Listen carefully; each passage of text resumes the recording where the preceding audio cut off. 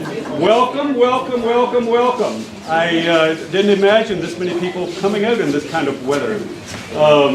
We had everything coordinated except for the weather, and that, of course, left a little to be desired. I appreciate you coming here today for celebrating David Crozier and Larry Radley as well. We have people from all over the world coming to this, and from Missouri as well, and we just appreciate you being here. You know, I teach a course in stress physiology at MU, and one of the things we talked about last week was stress and memory. And it turns out, some recent advances is that they found that a little bit of stress is actually good. It helps you remember things. A lot of stress is bad. It helps you forget things. So I hope that we're on that little bit of stress here today for this. I would like to begin by introducing the pastor, Pastor Danny Chisholm, and to say a prayer for us. Let's pray together. Lord God, on this day we are together for the common cause, a time of remembrance. We're grateful for the safe travel and traveling mercies for all those who were able to be here. May this time be a time of encouragement to us all. May we leave here knowing of your goodness and faithfulness and to bring about good. We pray these things in Jesus' name. Amen. So David is amazing in that he is a graduate of Carnegie Institute of Technology, Carnegie Mellon, it became later on, with a bachelor's degree in nuclear physics from this area. I don't know of anybody from this area who would ever get a bachelor's degree in nuclear physics from here.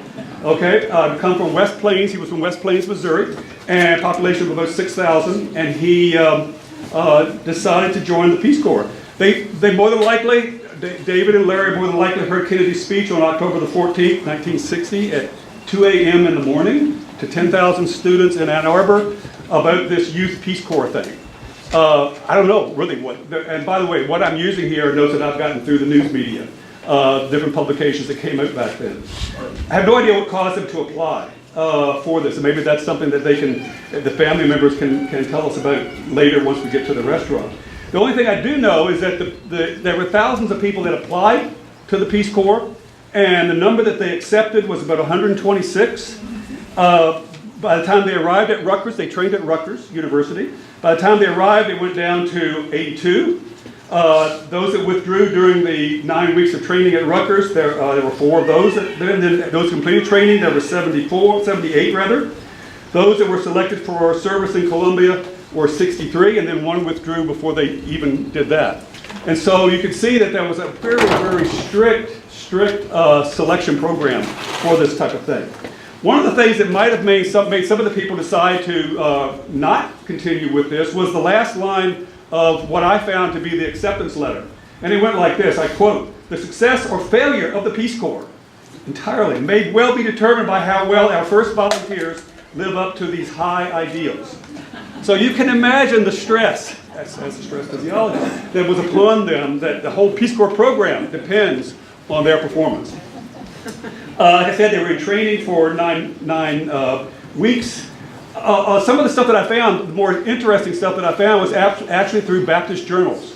And a lady by the name of Marjorie Moore Armstrong, working for the Baptist Press, published 18 days after David passed away, her encounter with the parents at the airport and with David at the airport before they left. And it was amazing some of the things that she talked with him. She asked David, how come, so they were more interested in missionary work. How come you didn't go into the missionary service? He said, I would have, he said, but I'm an engineer and I want to do engineering work, and they wouldn't allow me to do that in the missionary service. And so he decided the Peace Corps was the next best thing to do. And so he did that. He said, and the quote is that he hoped to be a true American wherever they would send him. Marjorie talked with David's dad. Amazing individuals. I know you must think very highly of your parents, Nancy. He said, you know this lad of ours, he's a hard worker. In David's teens, his father, he said, he bought some land outside of town in West Plains. One day David asked him to let him be in charge of the land, to help him develop it. He said this surprised him very much. He didn't realize this, that David literally spent hours working that land. He had an old shack that he renovated so that he could actually sleep out there on the land that he wanted to renovate. And finally, he said, you know, David, he's a good son. His mother and I feel he's doing the right thing by this. The group then of 62 flew into Bogota in the middle of the night. There was administrators there to greet them, I am told, and military in full uniform were there to greet them as they landed. David went to a town called Jardín in Colombia. He suffered from allergies, from what I read, and the Peace Corps wanted to move him, but the people of the town said, no, let him stay. We want him to stay here with us, and he stayed. Larry, I believe, went to Armenia first, and then to Venezuela. Venezuela, was that just Armenia? Okay, very good.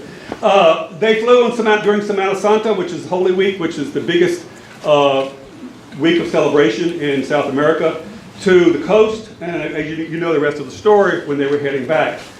The Word and the Way, another Baptist journal, said in an article, a large article entitled "The Tie That Binds," written by Roy Cessna, said that the week before all this happened, before Easter Sunday, they passed away on Easter Sunday, the Croziers, in fact, were hosting an international couple from MU that were studying there. They were hosting them for the entire week from Korea. And in fact, on that Easter Sunday morning, they were baptized in their church.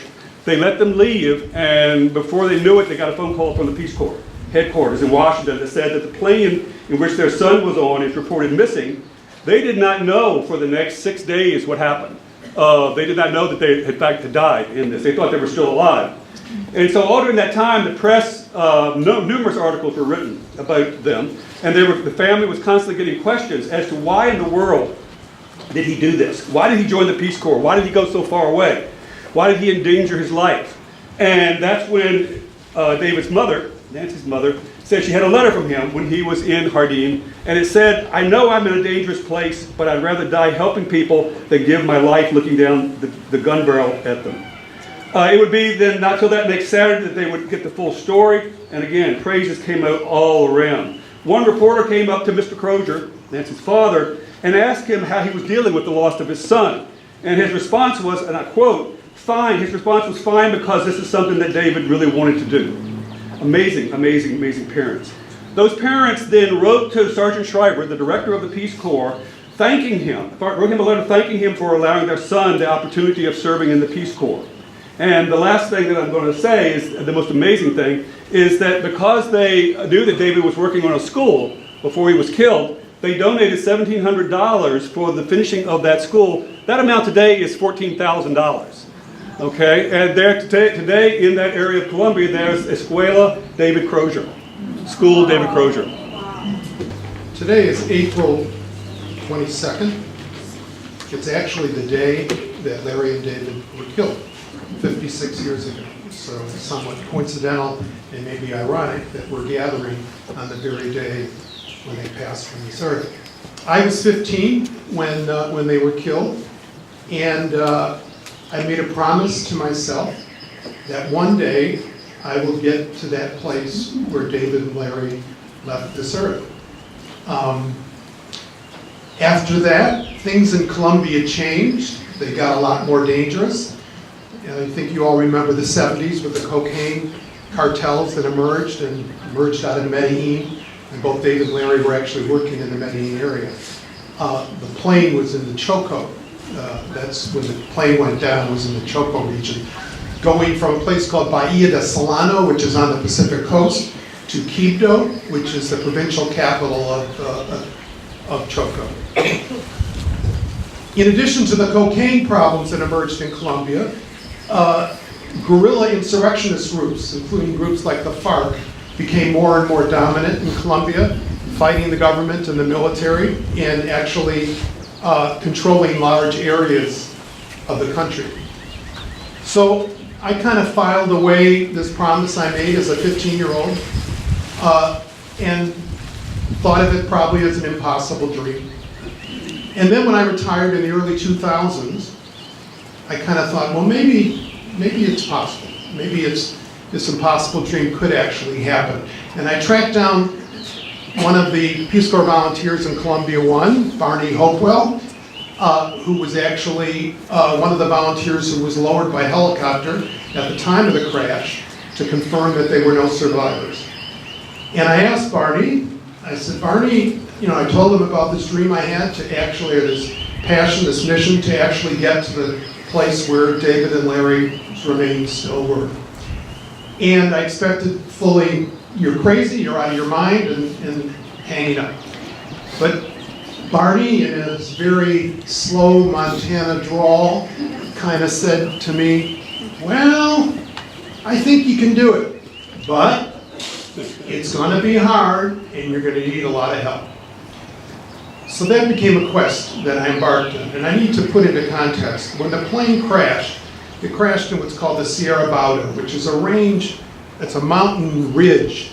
And when I say mountain, we think of mountains, but these are jungle-covered mountains. This ridge exists in an area of Colombia that's hundreds, if not thousands, of square miles of just jungle. Nothing but jungle. It's also an area that gets more rainfall than any other place on Earth. So usually there's about a month or two window where you could actually get into this place, given the weather and the cloud cover, which can come in and descend on this area for months at a time. And of course, the area was now under the control of the FARC. So there were some logistical issues that had to be figured out,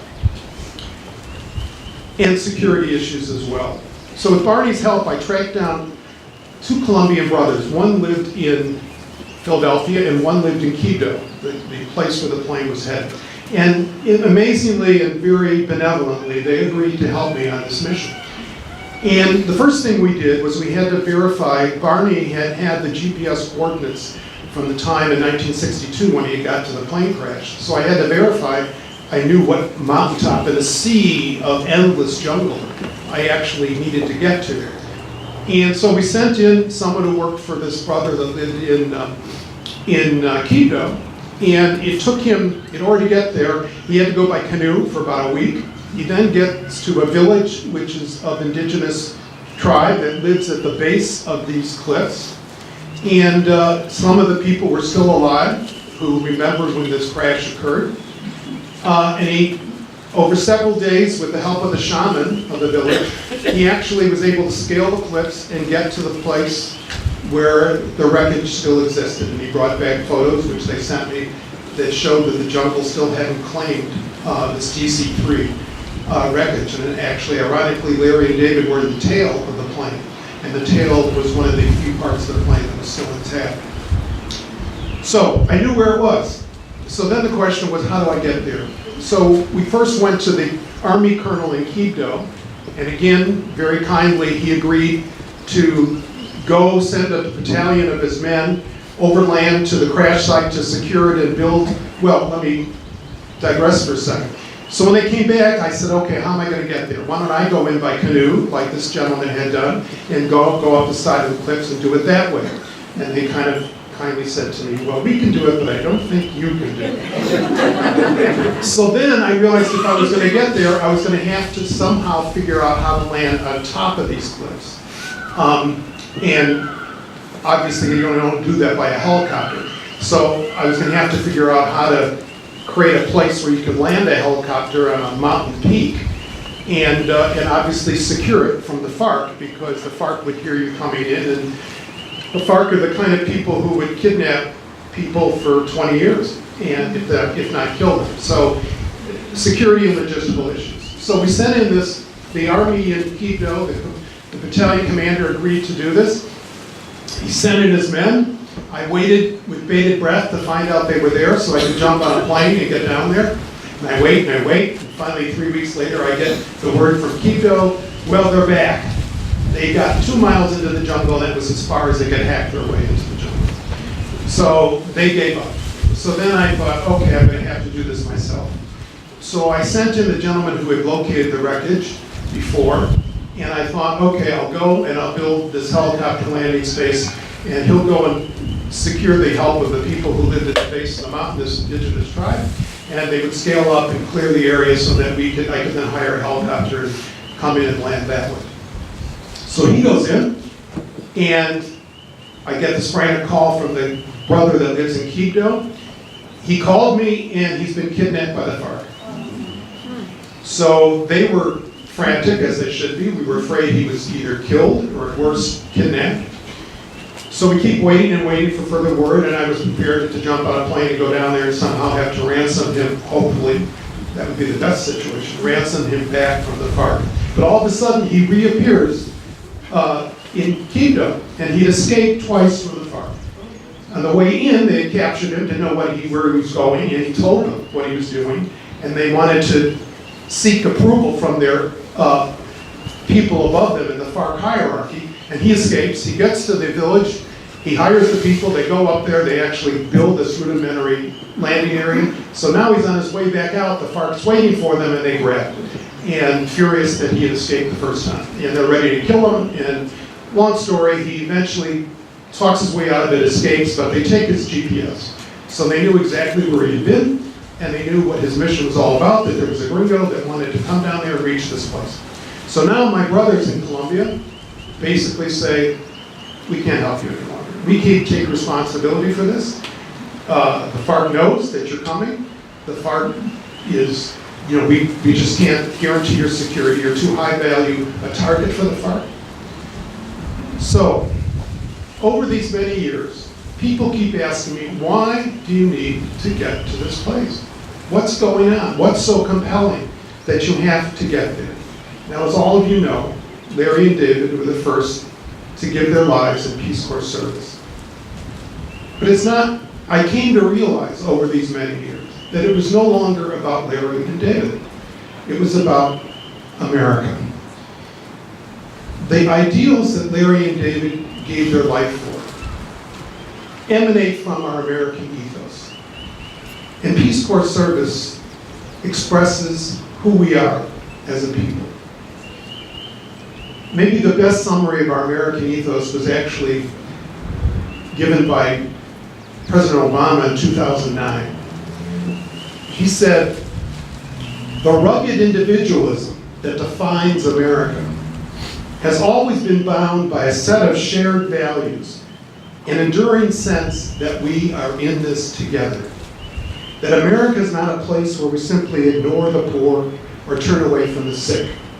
It's a place sustained by the idea that I am my brother's keeper and I am my sister's keeper.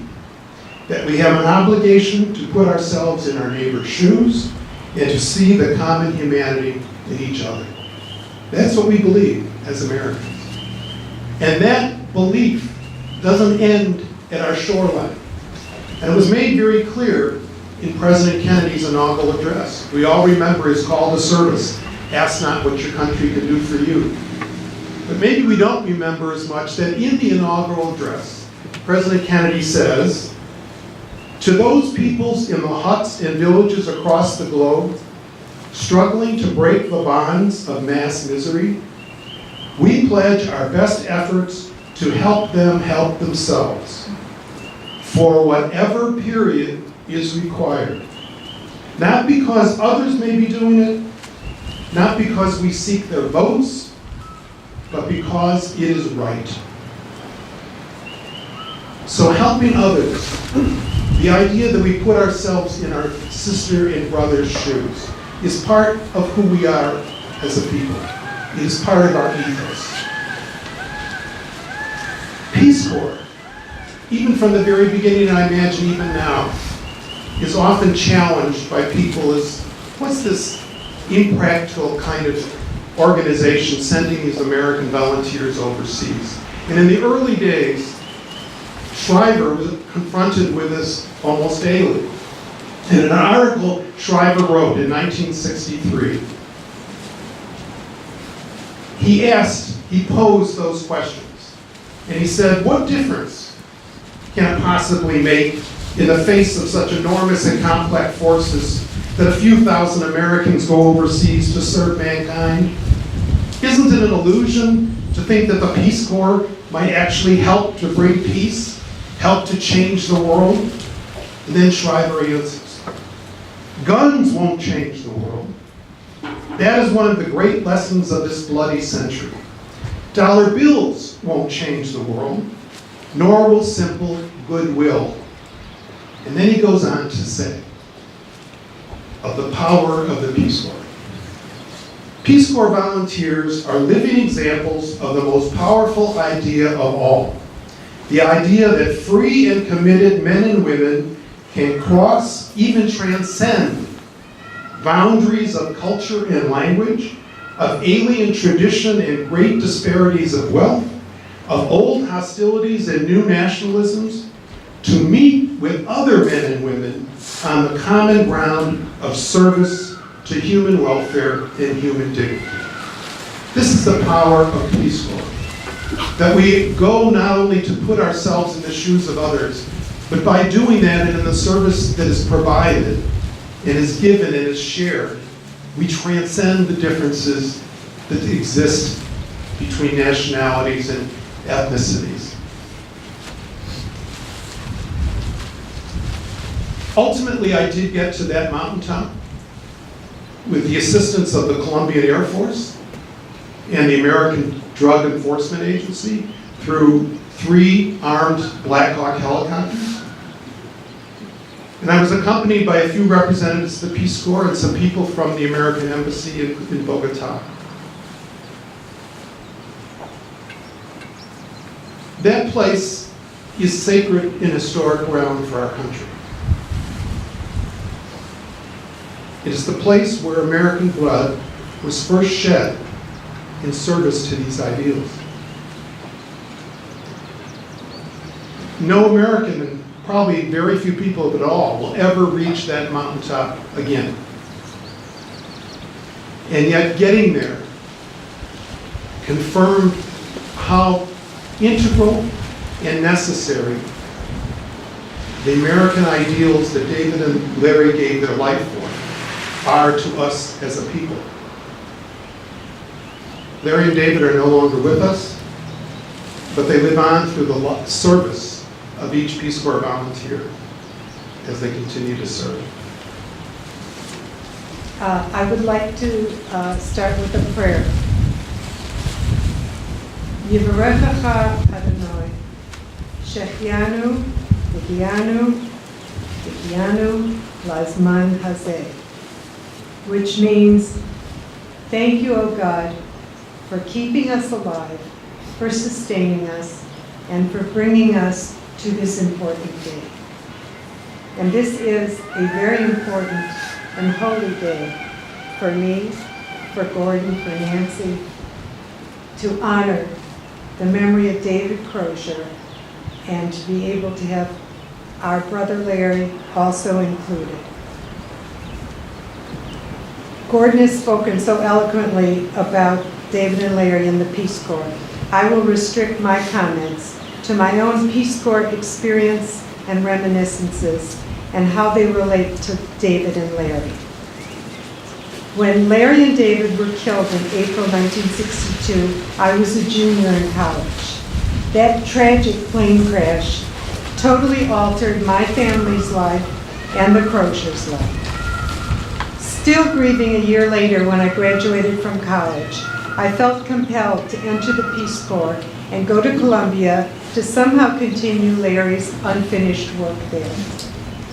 When we landed in Colombia after our Peace Corps training, Peace Corps Director Chris Sheldon told me I was to be interviewed by a reporter from El Tiempo, the Times of Colombia. I was taken aback because I didn't know if my beginning Spanish was up to such a challenge. But the reporter reassured me, told me not to worry. He said I should do this because it was a great human interest story, because the country, the Colombians, had been riveted on the loss of the plane, the dramatic search and eventual discovery of the crash site, and the deaths of the 2 Peace Corps volunteers with the 38 Colombians.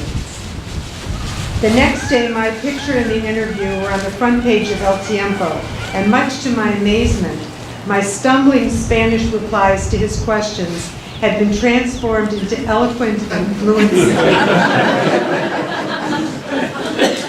As a result of this article, several people who knew Larry contacted the Peace Corps office to meet with me. Those were days before cell phones, and even nobody had telephones in their house. So I would go to the office in Bogota to pick up my mail, and they said that this woman especially was trying to contact me. This woman was Maria Garcia, whose husband had been killed in the plane crash. She wanted me to live with her and her 2 young daughters and to take care of me. But she lived in central Bogota. My site was in the north of the city. Undaunted, she contacted friends living in my site, arranged for me to live with this young couple who then became my Peace Corps family. She then invited me to join with the families who had lost loved ones in the plane crash. And on Easter Sunday, to fly over the crash site with a priest to offer a mass and then to drop flowers down onto the crash site. I asked Chris Sheldon for permission, but he had other things for me to do.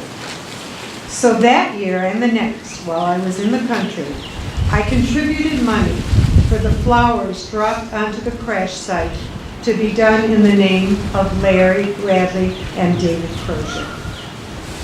The next day, the trip was covered in El Tiempo, telling of the families, the mass, and the flowers dropped onto the crash site for the 38 Colombians and the 2 Peace Corps volunteers. I had a recurring experience throughout my service. I would be asked by a taxi driver, a student, someone I met, why was I in Colombia? When I would reply that I was a Peace Corps volunteer, they would respond, telling me how they remembered the 2 Peace Corps volunteers who died in the plane crash the year before, and how they appreciated the Peace Corps volunteers. So I realized that even though their lives had been cut tragically short, they couldn't even finish their Peace Corps service. Through their deaths, they demonstrated their total commitment as Peace Corps volunteers to truly share the destiny of the people they had come to serve. And I experienced how their sacrifice was felt, appreciated, acknowledged, and honored by the Colombian people. May David and Larry continue to rest in peace, and may all of us be comforted and blessed by their memories. I hope that the film that we're recording is picking up the peacocks in the background. That'll be an interesting conversation for some. The next on the list are the Tres Amigos de the Colombia 1, Colombia Uno. These were 3 volunteers that served with David and Larry, who went through their service. And they have coming from all over the place to this, and we would like to invite them up to speak. They've also told me that they are not going into a lot of detail about what they experienced, but they will gladly do so at the restaurant later, when you can ask them any questions, right? Any questions that you want. I'm Jack Kuhns from New Jersey. Just came in I live on the West Coast now after retiring after a long career in Latin America. Drove in from Oregon, but Elena Radley came a lot farther than I did. It took longer, a lot more snow. And I'm John Arango from New Mexico. Yeah. Darrel Young, Peace Corps Colombia, 1961 to 63. We knew Dave, and we knew Larry. We were all together in Colombia during the beginning days of Peace Corps. And even now, it's still easy for us to conjure up David's face, Larry's face. David, Larry, all eager, enthusiastic, energetic. David, so earnest, so gentle-minded, gentle-mannered. Somewhat different in personality, but both had smiling eyes, shining eyes, brimming with intelligence. Both so young, wide open to what life has to offer. Loving Colombia, and so into Peace Corps. In our Peace Corps training, we were urged not to see the world, not to just see the world, but to be the world, to see what the world sees, to hear, to feel what the world feels, to understand what the world feels, to be one with the other. Both David and Larry were Peace Corps, true blue, through and through, and they embedded that mindset wholeheartedly. Peace Corps, my friends, is a gift, a rare, precious gift. How many opportunities do we get in life to use our powers, whatever they might be, unabashedly for good? How many chances do we get to live the image of what we want ourselves to be? This wonderful gift was not wasted on either David or Larry. Both embraced Peace Corps fearlessly. Fearlessly, unabashedly, wholeheartedly. That's why we cherish memories of David Crozier and Larry Radley. So full of life, loving Colombia, and still so poignantly Peace Corps, today and forever. Thank you. So one of the things that reminded me of is that after their deaths, the Peace Corps established Camp Crozier and Camp Radley in Puerto Rico as training camps for people going into the Peace Corps. And Carolyn Denton was one of the, she actually, her training was there in that camp. Oh, yours too, Doyle? Excellent. By the way, seeing Doyle's hand made me remember something I missed at the very beginning. What's very good. I wanted to thank Doyle Childers, standing in the back. Doyle, raise your hand. This would not have happened if it wasn't for Doyle. He's a former Peace Corps volunteer from in the 60s. We met last summer in, I believe it was a Hardee's or a McDonald's or something, for something else. And he said, by the way, do you know that the first person to pass away in the Peace Corps was from Missouri? And I said, no. And he said, well, I've been in touch with his sister, Nancy. And so we, over time, then brought all this together. So it's through Doyle that all this is happening today. The next person that I would like to introduce is Glenn Bloomhorst, President of the National Peace Corps Association. Glenn, thank you. Thank you very much, Don, and I'd like to thank you as well as the Board of Directors and members of the Central Missouri Returned Peace Corps Volunteer Association up in Columbia, Missouri, and the Returned Peace Corps volunteers around the state of Missouri. Special thanks to Chancellor Deaton as well for being here with us this morning and for his support of the Peace Corps community as well, serving as a volunteer himself, but then promoting Peace Corps at University of Missouri over all the years that he served there, and finally as Chancellor. So very grateful for you as well. Doyle Childers, thank you again so much for helping make this event possible. Thank you for a number of individuals who have come from far and wide, I know all over the country, to be here and around the world, especially to our friends and family of Larry and David who are with us today to commemorate this. And I really do appreciate the powerful words that you have shared with us this morning, this afternoon, I guess. Thank you so much for being with us. I'd like to thank my mother and father as well, and my brother. Mom and Dad came down from my hometown, Slater, Missouri, up the road here about 2 hours. I'm proud to be back in Missouri here. I do live in Maryland and work in Washington, D.C., but this is home for me. So I feel among friends and family here, and I thank you so much for being with us today. I would also just like to recognize how many of you have served your country? How many have served in the Army? Raise your hand. Air Force, Navy, Marine Corps. There's my dad raising his hand. Our brother raised his hand for the Army, Coast Guard. Well, thank you all for serving our country. Thank you so much for what you gave in service to this country. Thank you for all that you've done also to recognize those others who have served. I served my country as a Peace Corps volunteer in Guatemala. And we say that now when we introduce ourselves to members of Congress on the Hill or in the districts, that we served our country. And the first reaction sometimes to that can be, wait a second, isn't that a military phrase? But they ultimately say, yes, sir, you did serve your country. How many of you have served your country in the Peace Corps? Raise your hand, please. Very good. Thank you all so much for serving your country in the Peace Corps as well. I would like to also just thank the media for being here. I see we have a small contingent of media.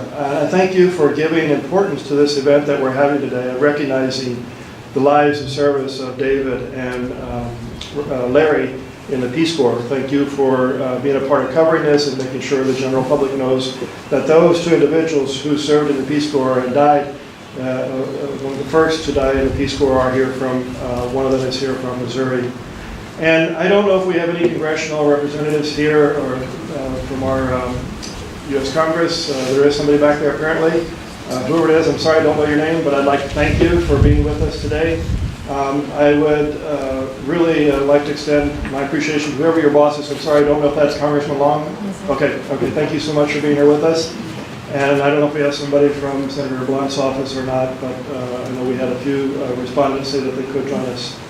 Imagine if this were the first Marine or the first Army veteran to be killed in a war. Would we have members of Congress here with us today?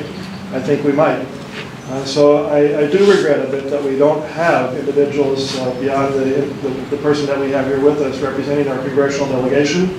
But we will send a message back of thanks for Congressman Long sending his representative to be with us, and also to those others who weren't able to be with us today, that today we marked a very special moment in our Peace Corps community and in our country of service to others through this event. I want to read, we've quoted John F. Kennedy several times today. I want to read another quote from him on the day that he signed the executive order creating the Peace Corps on March 1st, 1961. He said, "For every young American who participates in the Peace Corps, who works in a foreign land, will know that he or she is sharing in the great common task of bringing to man that decent way of life, which is the foundation of freedom and a condition of peace." March 1st, 1961. Since that date, nearly 230,000 individuals have served in the Peace Corps, and since that date, over 300 of them have given their lives in service. To David's family, we want to assure them that they did not die in vain. We know that they are remembered in Colombia, and we know that aside from having a school named after David apparently, that they touched the lives of many individuals in their service there. We know that they have impacted others in their service, and we know that they have many good friends in Colombia, and that in small part we can say that Colombia is a friend of the United States thanks to the Peace Corps and thanks to their service. I would urge you today to not only reflect on what this moment means to our Peace Corps community, what it means to our country, but also to hopefully be inspired to act on those Peace Corps ideals, those Peace Corps values that Gordon had mentioned in particular. And I'm going to ask, I hope you don't mind me getting a little bit political here, but there's 2 ways all of you can do that. One is, there is a piece of legislation right now that has been introduced in the House of Representatives, U.S. House of Representatives, called the Respect for Peace Corps Volunteers Act. This act, this legislation, would allow Peace Corps volunteers who have served, and then upon their death, to have the logo of the Peace Corps on their tombstone or on their grave marker. Believe it or not, that's not possible right now. It's actually punishable by a fine, I believe, and I'm not sure what else, but this piece of legislation would correct that. It would allow David Crozier and many others who served their country in the Peace Corps to have the identity of the Peace Corps reflected on their grave marker or tombstone. Secondly, there is also an opportunity here for many more people to serve in the Peace Corps beyond the 230,000 who already have served. But only if Peace Corps has the funding that it needs to continue its programs and to continue to grow. We have 23,000 applicants each year vying for 3,500 slots in the Peace Corps. We have hundreds of countries asking for Peace Corps volunteers. Peace Corps could easily double its service if we had the funding available to support the Peace Corps in its programs. So each year, National Peace Corps Association mobilizes our community to advocate for the appropriations to the Peace Corps. This week, this coming week, your senators here from Missouri and Kansas, or wherever you're from, are invited and asked to sign a Dear Colleague letter for Peace Corps funding for FY19. This means that they will commit to what we call robust funding for the Peace Corps. It's not even set at a certain level of funding. We're hoping that the next year's budget will be $410 million for the Peace Corps. If you can measure $410 million in the context of the federal budget, yes, it's about this much. It's 1% of 1%. And the 1% of the federal budget is for international affairs, the 150 account as we call it. So I would urge you to pick up the phone this week, call your senators, please, ask them to sign on to that letter that you heard about. If you need some information about it, it's on National Peace Corps Association's website. Ask them to sign that letter. Ask them to show their support for these two individuals who gave their life in service by signing that letter of commitment to fund the Peace Corps at $450 million. Finally, I want to just share a related story with you that many of you probably have already heard. U.S. Army Lieutenant General Carl Eikenberry, he commanded the U.S. forces in Afghanistan back in 2005 and 2007, and then he later served as U.S. Ambassador to Afghanistan. While he was ambassador there, he undertook a field trip with U.S. Marines who had been serving in Afghanistan. They went to a village, I believe in one part of the country, where a few days earlier, or a few weeks earlier, U.S. Marines had suffered several casualties.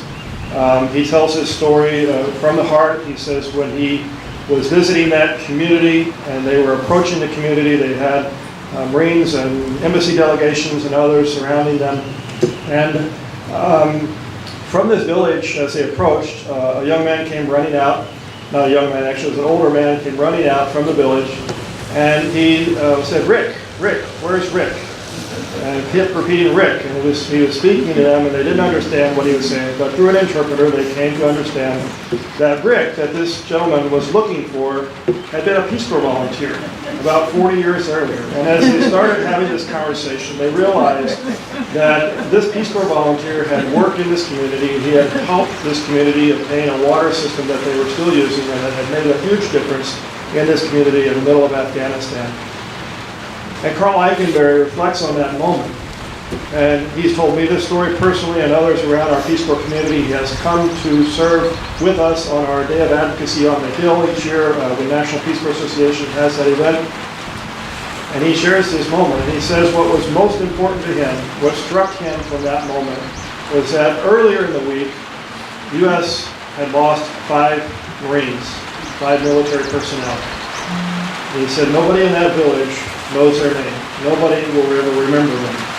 He said, but a Peace Corps volunteer here who served 40 or 50 years ago, the individuals in that community still know his name. They remember him fondly.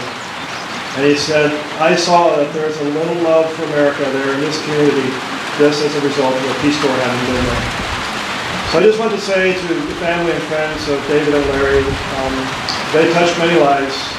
We know that their names are remembered in Colombia. We know that their names are remembered by you, your family and friends.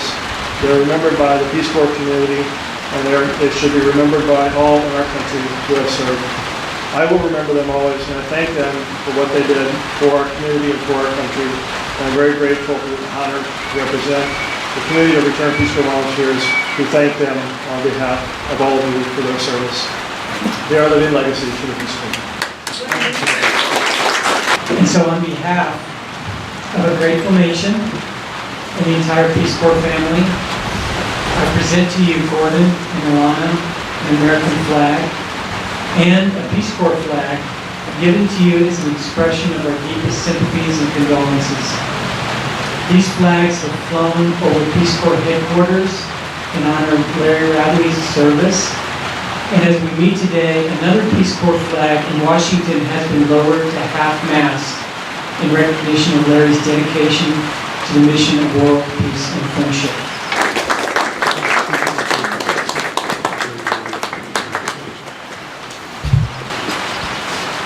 Again, and so, on behalf of a grateful nation and the entire Peace Corps family, I present to you, Nancy, an American flag and a Peace Corps flag, given to you as an expression of our deepest sympathies and condolences.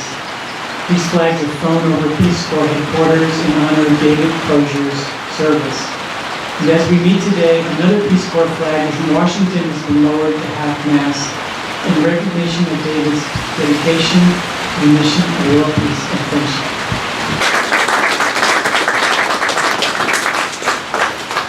Good afternoon. Thank you so much for inviting our office here today to honor the life and legacy of David Crozier. I have a flag that was flown over the United States Capitol on March 28th. At the request of the Honorable Billy Long, Member of Congress, this flag was flown to honor David Crozier, who passed away on April 22nd, 1962, in service to the Peace Corps and the United States of America.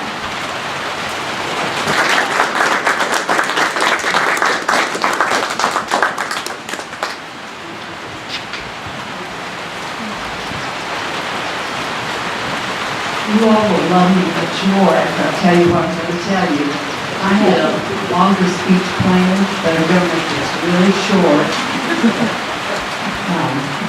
My name was Nancy Crozier, but when I found out there were 12 Nancy Croziers in Springfield, I decided I needed to call myself Nancy Crozier. And after today, I'm glad I can do that. Thank you all for coming. God bless you all. One little story in closing. This has brought this accident, but perhaps in outside. It was not an accident. God has a way of making good things happen from bad things, seemingly bad things. And this did bring the Radley and the Crozier families together. And I remember Brother Gordon saying to me, what do you all do to celebrate Christmas in your family? This was when the Radleys so kindly reached out to the Croziers in that Christmas after the previous April, when our two boys, my brother and Gordon's brother and Elena's brother, had died in a crash. And at first I couldn't think, and I said, well, we sing Christmas carols.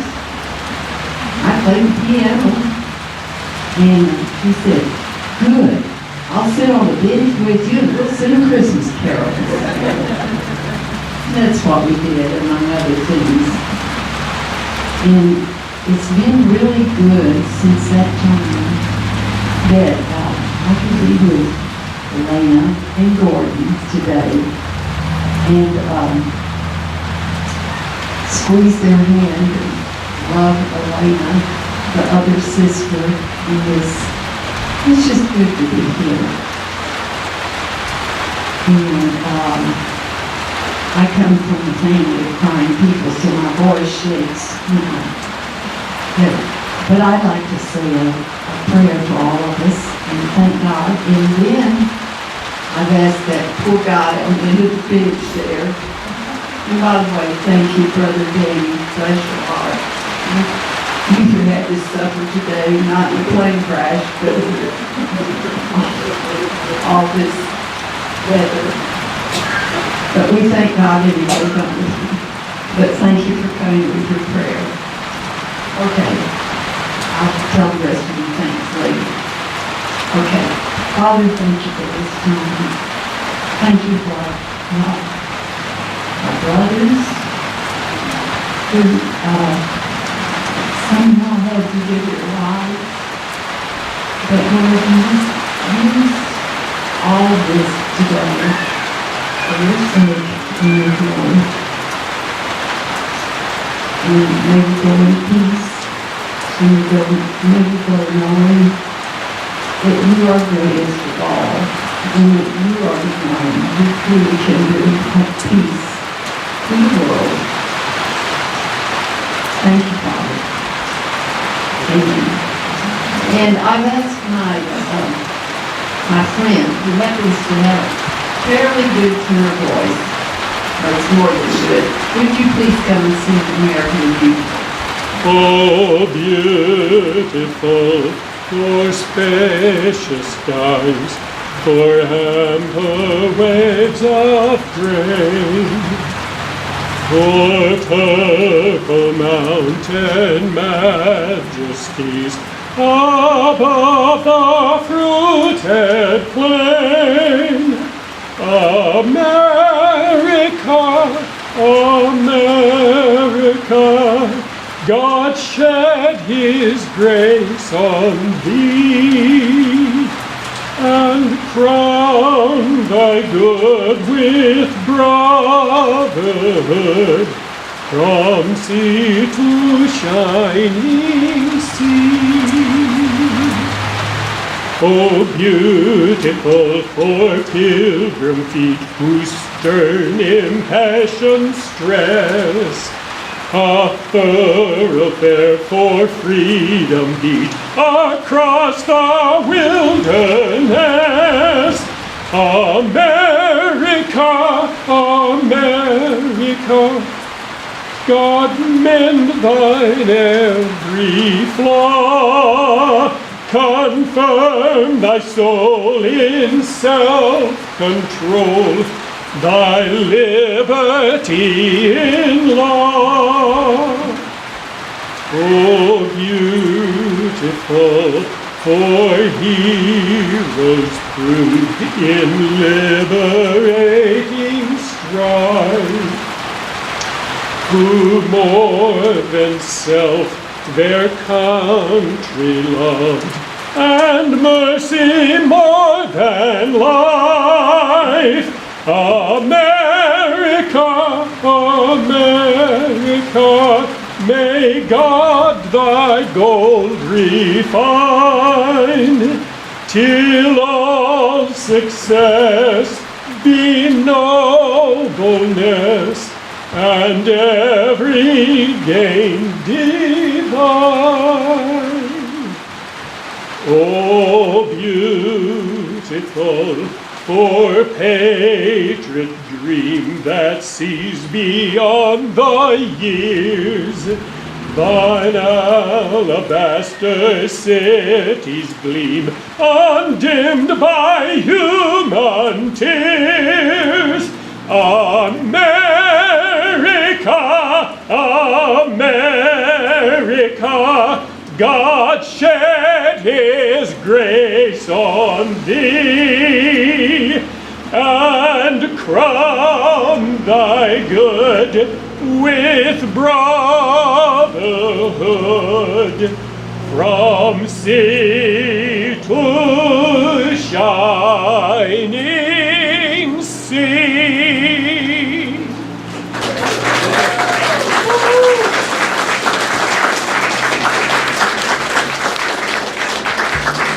Well, I can't beat that, and so I won't. I thank you all for coming. This has exceeded my wildest dreams that so many people would show up today in this weather, but this has been wonderful. Thank you all. That concludes the ceremony.